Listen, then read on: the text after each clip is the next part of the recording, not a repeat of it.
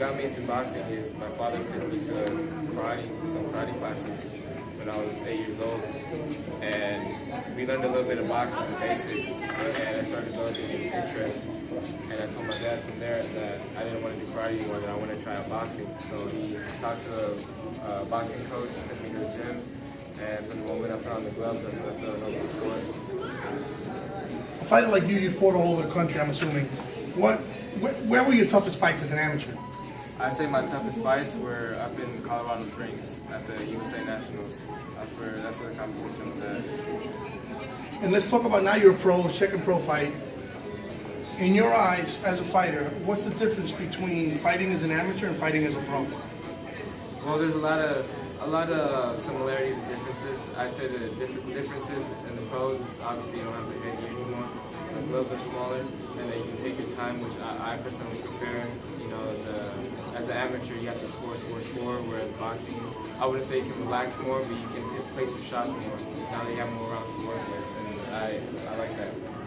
Now you're a young fighter still, and you got a whole career ahead of you. When did you know you were ready for the pros? Probably when I was 13, 14 years old, when I was dreaming of making the Olympic team, which sadly didn't happen.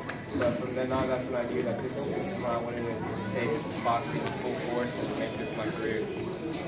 Now, we hear big things with you, good things happen. You have a great trainer, you have a good manager, and now you've been signed with SMS Promotions, which happens to be 50 Cent, who's a very big name.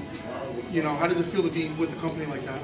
It's a blessing. It's a dream come true. It's something that I've been wanting to do. Not necessarily sign with 50, but just a good promotional company. And it just so happens that my manager, Tony Gonzalez, happened to make that work. And now it's a blessing. Thank God for it. Now, it's your second pro fight. What do you do to get ready for a fight?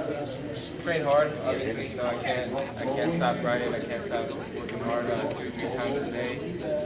Training with my coaches down in Arizona, and Alan and Daniel, and coach down in DC, Floyd. We all make it happen, and we're prepared and we're ready.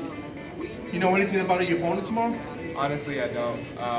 I originally knew the first guy I was going to fight. I think his name was Orlando, but I heard that he had an injury and they had to pick someone else. So I don't.